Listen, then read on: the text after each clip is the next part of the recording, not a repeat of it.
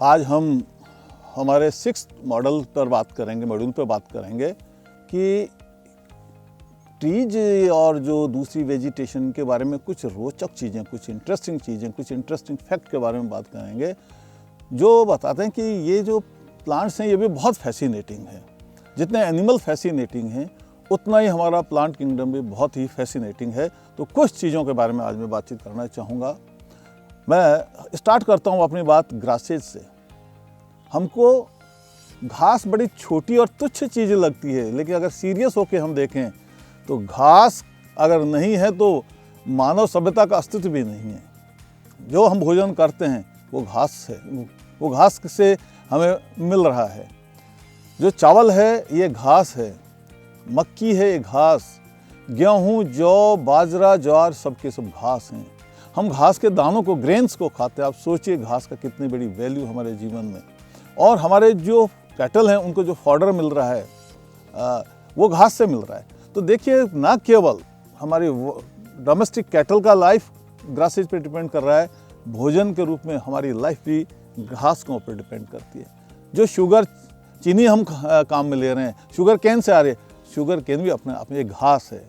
बांस, जिसको poor mains timber कहा गया है, एक मल्टीपर्पज़ टिम्बर, एक मल्टीपर्पज़ प्लांट है, ये अपना आप में एक घास है।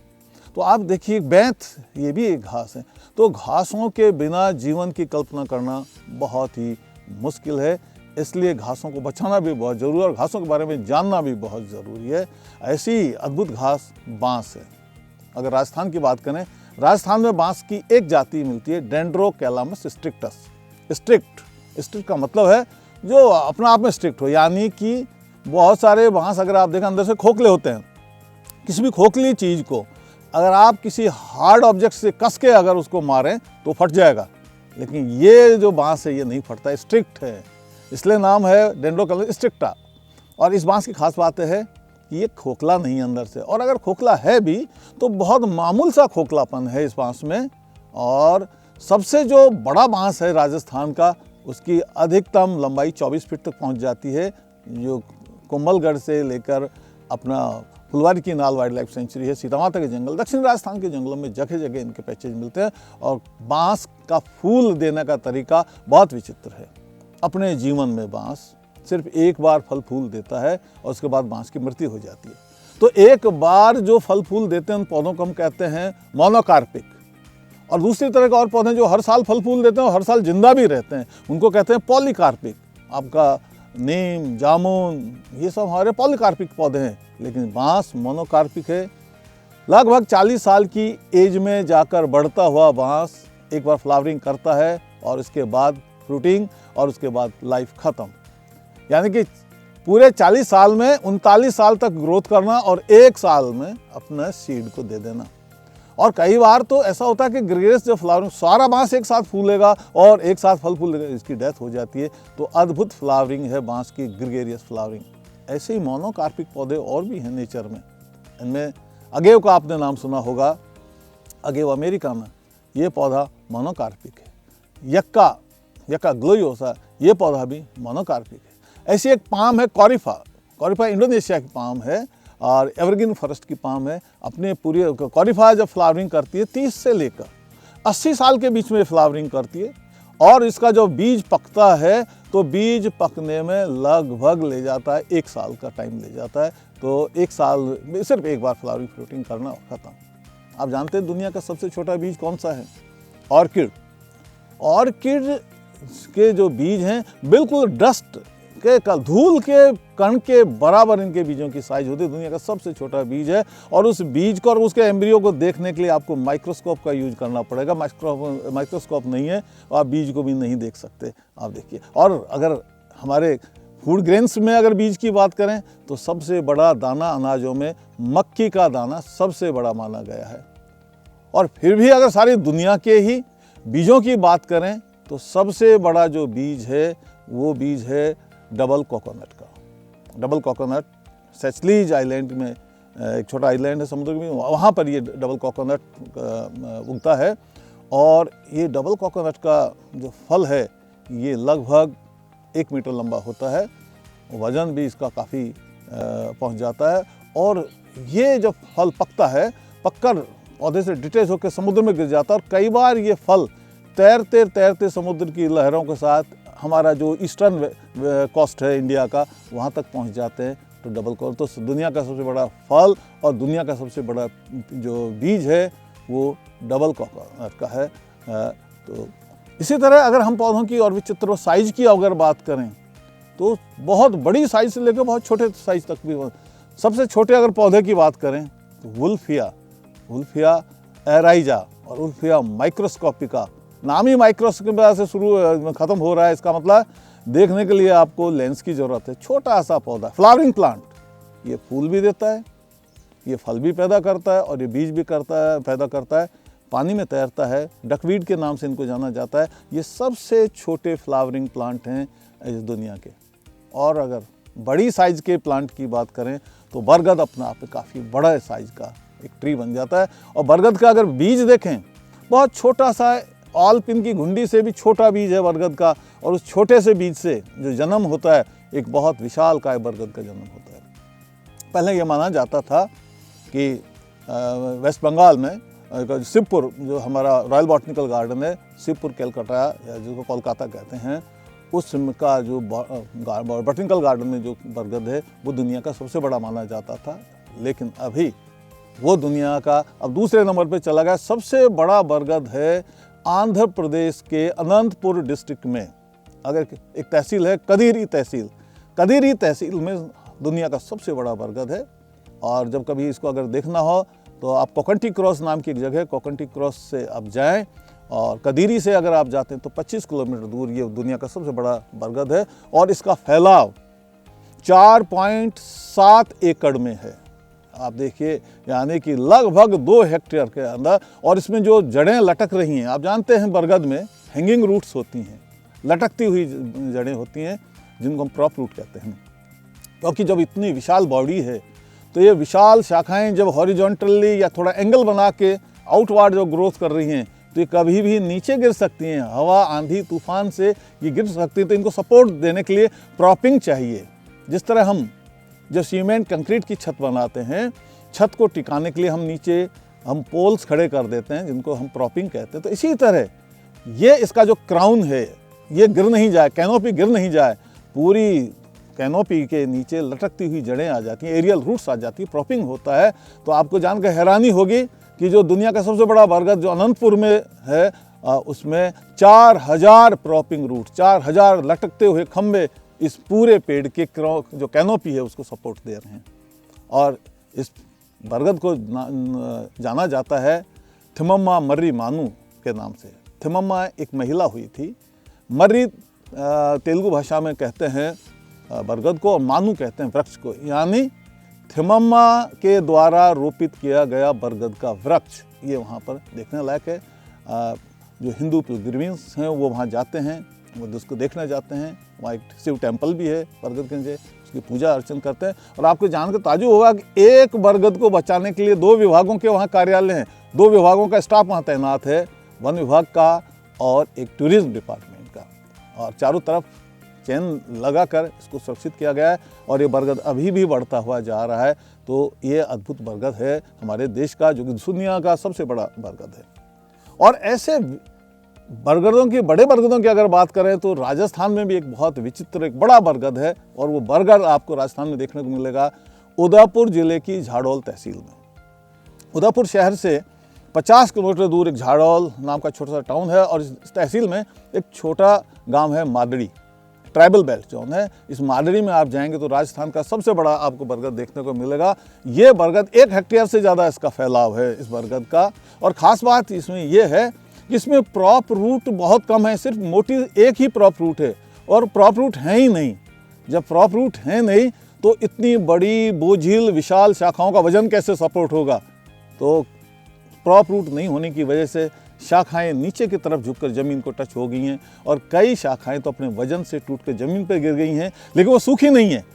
गिरने के बाद भी उन्होंने ज़मीन से अटैचमेंट कर लिया और आज भी ये बरगद बढ़ता हुआ जा रहा है। तो अगर आपको राजस्थान का सबसे बड़ा बरगद देखना हो तो आप झाड़ोल में चले आइए, उदयपुर में चले आइए, आपको यहाँ देखने को मिलेगा।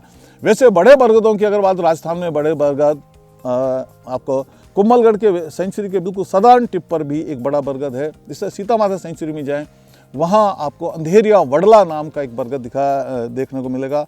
अंधेरिया वडला यानी उसके नीचे अंधेरा है। अंधेरा क्यों है? क्योंकि क्राउन बड़ा है, बहुत पत्तीदार क्राउन है, नीचे धूप पहुंचती नहीं है, छाया रहती है, और इसलिए वो छाया एक तरह का अंधेर का रूप है, इसलिए अंधेरिया बडला नाम पड़ा। तो ऐसे पौधे आपको यहाँ राजस्थान में ये विरासत हेरिटेज आपको देखने को मिलेंगी। इस तरह अगर आपको कभी मैनाल जाने का मौका मिल जाए, मैनाल में एक बड़ा फेमस टेम्पल भी है और एक बड़ा फेमस झरना भी है, वाटरफॉल। वहाँ पर एक होलोप्टेलिया इंटेग्रीफोलिया चुड़ैल का बहुत विशाल साइज का पेड़ है, बिल्कुल मैनाल झरने के किनारे के ऊपर, वो देखने लायक है। उसको देखेंगे तो आपको बड़ा आनंद आएगा। तो इस तरह बहुत सारे बड़े विचित्र और बड़ी साइज के पौधे हैं, और इन बड़े वृक्षों को मान सम्मान और रिकॉग्निशन देने के लिए भारत सरकार हर साल एक विशेष पुरस्कार भी देता है, महारूख पुरस्कार।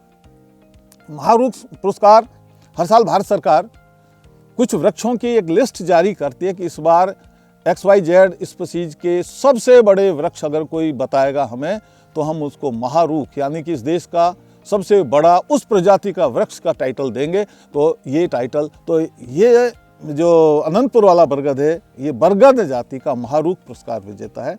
इसी तरह अगर आप आंध्र प्रदेश में चले जाएं, और वहाँ एक छोटा सा टाउनशिप है मदनपल्ली तहसील हेडक्वार्टर है, और रेल से भी जाया जा सकता है।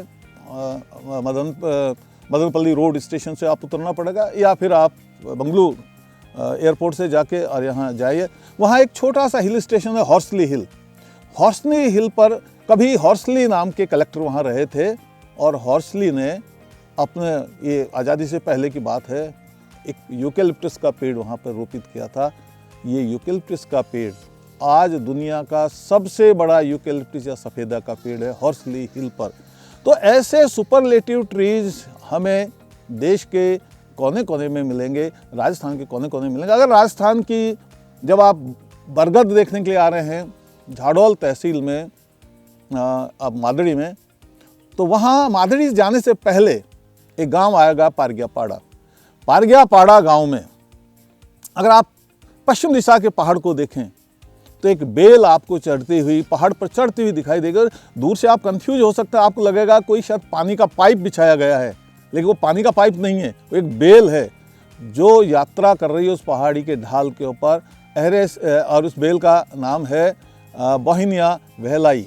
ये बोहिनिया वेलाई नाम की बेल, ये एक्चुअली में लियाना है। हमने हमारे पहले मॉड्यूल्स में कई जगह हमने इस चीज़ को समझाया कि अगर कोई बेल सेकेंडरी ग्रोथ करके साइज में मोटी हो जाती है, उसका तना मोटा हो जाता है, तो हम उसको एक क्लाइंबर ना कहकर लियाना कहते। तो एक लियाना ग्रुप का पौधा है, और ये काफ़ी ऊंचाई तक की है और बहुत दूर तक ये फैली हुई है ये बेल। और इस बेल को वहाँ के लोग बड़े पूजनीय मानते हैं, और बहुत सारे जो रिचुअल्स हैं, किसी के डेथ होने के बाद के रिचुअल्स हैं, उन रिचुअल्स में इनके पत्तों का यूज करते हैं। तो देखिए पौधों का प्रति लोगों का स्नेह भी, जो बड़े साइज के पौधे हैं या जिनकी अवेलेबिलिटी कम है, उनके प्रति बड़ा रेस्पेक्ट है लोगों का। तो ये जो रेस्पेक्ट है, पेड़ पौधों को रेस्पेक्ट देना, पूजने का, इसको हम कहते हैं फाइटोलेट्री, यानी कि पेड़ पूजा। ऐसे जानवरों को भी पूजने की प्रथा है, जूलेट्री। राजस्थान में और देश के कोने कोने में फाइटोलेट्री और जूलेट्री के आपको बहुत सारे एग्जाम्पल देखने को मिलेंगे। इसी तरह अगर राजस्थान के ट्राइबल बेल्ट में आप आ जाएं और गुजरात के ट्राइबल बेल्ट में चले जाएं और देश के राजस्थान के दूसरे भागों में आप चले जाएं, लोगों से उनके गोत्र के बारे में पूछिए। कोई कहेगा हम सूर्यवंशी हैं, यानी हम तो सूरज से पैदा हुए हैं। कोई कहेगा हम चंद्रवंशी, हम तो चांद से पैदा हुए हैं। लेकिन आप ट्राइबल बेल्ट के ट्राइबल से पूछिए, वो कहेंगे हम तो पेड़ों से पैदा हुए हैं। कुछ कहेंगे हमारा गोत्र जो है वो पेड़ों से जुड़ा हुआ गोत्र, जैसे कि कई लोग कहेंगे हम नीम से पैदा हुए हैं। कोई कहेगा हम जो है ताड़ से पैदा हुए हैं। कई कहेंगे हम पैदा हुए हैं बांस से पैदा हुए हैं। तो अलग अलग वृक्षों से अपनी पैदाइश बताते हैं। आप देखिए, तो वो उन वृक्षों को वो काटते नहीं, बचाते हैं उन वृक्षों को। और पहले तो यहाँ तक परिपाटी थी, अगर परिवार की महिलाएं उनके इन ऐसे वृक्षों के, जिनको टोटेमिक वृक्ष कहते हैं, यानी कि गोत्र वृक्ष कहते हैं, उनके परिवार की महिलाएं जब उन गोत्र वृक्षों के आगे से गुजरती थी तो घूंघट करती थी। वो कहती है हमारे इनलाज हैं, ये तो पूर्वज हैं हमारे। तो देखिए कितना सम्मान है हमारी इस कल्चर में, ट्राइबल कल्चर में, कि पौधों को बचाने का। तो ऐसी जो चीज़ें हैं जो देश के कोने कोने में सब जगह फैली पड़ी हैं। तो पौधे अपने आप में बहुत विचित्र। ऐसे ही अगर आप वेनेजुएला में चले जाएं, एक वहाँ वृक्ष मिलता है जिसको वहाँ के लोग काऊ ट्री कहते हैं, और उस वृक्ष को जब वो एक कुल्हाड़े से या किसी दूसरी चीज़ से घाव कर देते हैं, उसमें बहुत सारा दूध निकलता है, और उस दूध का वही टेस्ट है जो गाय के दूध का टेस्ट है। उस दूध को वो लोग पीते हैं और गाय के दूध की तरह उसको यूज़ करते हैं, और पेड़ का नाम है काऊ ट्री। ऐसे ही अगर आप ब्राज़ील में आ जाएं तो वहाँ का काऊ ट्री कोई दूसरा ट्री है। वहाँ एक पौधा है हमारे जहाँ जो बकुल या जिसको मॉलसरी कहते हैं, माइमोसॉप्स इलेंगाई, इसी जीनस का एक पौधा है माइमोसॉप्स इलाटा। ये ब्राज़ील में माइमोसॉप्स इलाटा वृक्ष से को कट लगाकर उससे दूध निकाला जाता है, और इस दूध को वैसे ही काम में लिया जाता है जैसे कि गाय के दूध को यूज़ किया जाता है। तो वो इसको काऊ ट्री कहते हैं। तो ऐसे आप देखें पूरी दुनिया में तरह तरह के आपको पेड़ पौधे दिखने मिल जाएंगे। ऐसे ही बहुत सारे ऐसे पौधे भी हैं जो कीड़े खाते हैं। पौधे अपना सूरज की रोशनी में तो खाना बनाते हैं, लेकिन एक ग्रुप पौधों का ऐसा भी है जो कीड़े खाता है। और ये कीड़े क्यों खाते हैं? क्योंकि ये पौधे पानी में या दलदल की जगहों पे रहते हैं जहाँ नाइट्रोजन की कमी होती है। तो नाइट्रोजन की कमी को पूरा करने के लिए ये पौधे अपने कई अडेप्टेशन, ऐसी बॉडी में ऐसी बनावटें, ऐसे स्ट्रक्चर पैदा कर लेते हैं जो छोटे छोटे कीड़ों को पकड़ने में सक्षम हैं। ऐसे पौधों में आपका नेपेंथीज खासियाना, नॉर्थ ईस्ट इंडिया में चले जाएं जो खासिया, तो वहाँ खासी हिल्स में ये पौधा मिलता है। इसी तरह आपका सेंड्यू है, आपका यूट्रिकुलेरिया है, ये ऐसे पौधे हैं। यूट्रिकुलेरिया की राजस्थान में 5 जातियाँ मिलती हैं, तालाबों में मिलता है यूट्रिकुलेरिया। और अगर सर्दी में जाएँ यूट्रिकुलेरिया पौधे में, जिसको ब्लेडर वर्ट भी कहते हैं, पीले रंग के फूल खिलते हैं, छोटे छोटे ब्लेडर पत्तियों के पास चिपके रहते हैं। हजारों ब्लेडर एक पौधे में मिल जाएंगे। इनके अंदर ऐसा दरवाज़ा होता है कि जब कीड़ा, कोई छोटा कीड़ा दरवाजे के पास धक्का मारता है तो ये दरवाज़ा एक तरह से अंदर की तरफ खुलता है। वो रोए, ऐसे रोए हैं जो अंदर की तरफ मुड़ जाते हैं ताकि वो घुस तो सकता है लेकिन बाहर की तरफ नहीं आ सकता, अंदर ट्रैप हो जाता है। और अंदर ट्रैप होने के बाद में पौधा उसको पचा लेता है, हजम कर लेता है, उससे अपने नाइट्रोजन प्रोटीन को सोख लेता है।